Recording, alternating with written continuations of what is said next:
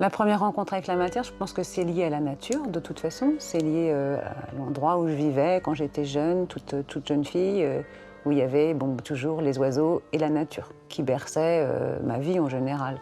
Et le lien avec un métier professionnel comme celui de la plumasserie, c'était plutôt une recherche pour conjuguer ma capacité à pouvoir faire à la main des tas de choses, ou avoir un goût pour la couleur. Et quand j'ai rencontré la plumasserie, ça a été un vrai coup de cœur, quelque chose d'une grande évidence et qui est complètement en harmonie avec ce qu'on est.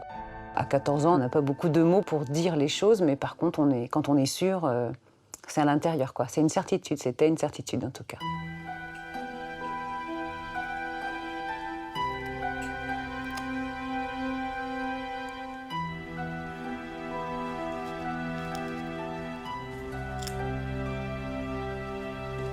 On reçoit des plumes de différentes manières. Soit elles sont déjà préparées, triées par catégorie, ou alors on reçoit les peaux de faisan qui sont tannées, et puis on a les plumes dites en vrac.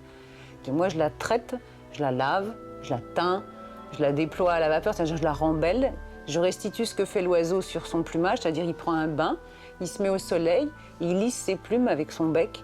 Des fois il enduit même ses plumes d'une substance pour aller dans l'eau, comme les canards.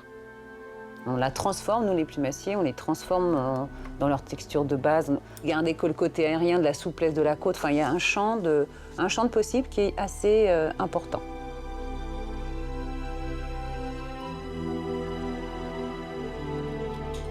Alors on travaille essentiellement avec des oiseaux de basse-cour dans la base de la réglementation qui est maintenant d'actualité, c'est-à-dire tous les oiseaux d'élevage. On peut élever des espèces d'oiseaux comme les faisans, les paons, tous les coqs fantaisie de basse-cour, qu'on utilise moins pour la consommation, mais qui sont des oiseaux de parure pour les parcs, possèdent des plumes extraordinaires. Sur l'animal, déjà, on peut compter des fois 120 variétés de plumes différentes.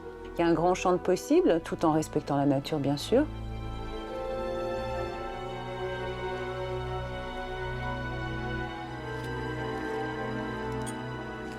Je suis assez aérienne, j'aime être au perché et je crois que c'est un trait de mon caractère qui s'est révélé au travers d'un métier et même d'un choix d'aller vers la plume. Et je crois que c'est intimement lié à quelque chose de profond chez moi, quoi, qui est propre à mon histoire personnelle.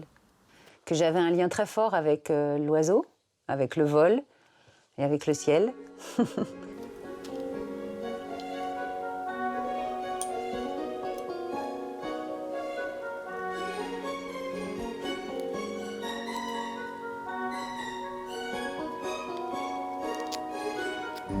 Une œuvre aboutie, pour moi, c'est en même temps jamais aboutie, puisque c'est sans fin. Je pourrais prendre un sujet et l'exploiter à vie, mais voilà, les commandes et puis la fantaisie de ce métier nous offre tellement de richesses que, de toute façon, on ne s'arrête pas à l'œuvre aboutie. Enfin, aboutie techniquement, oui, ça peut être très froid d'ailleurs quand c'est très bien mené, ça peut déplaire aussi parce que c'est trop figé. L'aboutissement, c'est quand je serai plus là, peut-être, et que d'autres pourront contempler à ma place. Je ne sais pas.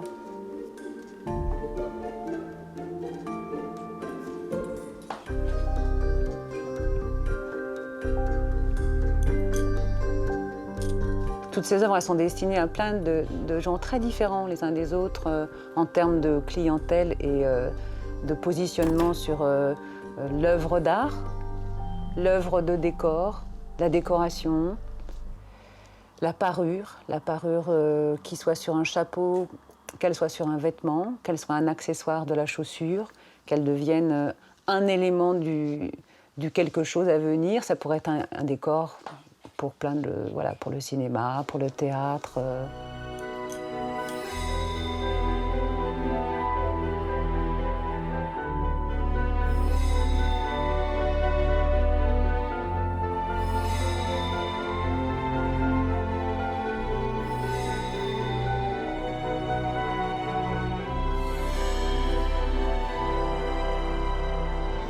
Ma petite lueur, elle me guide vers de nouveaux projets qui n'ont pas été encore racontés, pas fouillés, des choses qu'on pourrait aller voir avec des gens qui seraient assez fous pour me confier une mission comme celle-ci.